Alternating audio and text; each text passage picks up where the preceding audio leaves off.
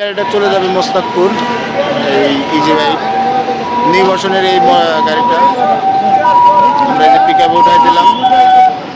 এখন মোস্তাকপুর চলে যাবে। গাড়িটা খুবই ভালো কন্ডিশনের, 120 কিলোমিটার মাইলেজ চলে।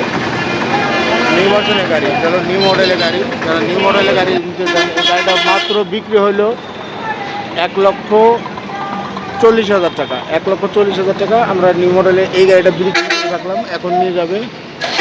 তো এখন এইমাত্র আমরা আরেকটা গাড়ি কিনলাম, এটা হলো লিথিয়াম ব্যাটারি গাড়ি। যদি আপনারা কেউ নিতে চান অবশ্যই আমাদের সাথে যোগাযোগ করবেন।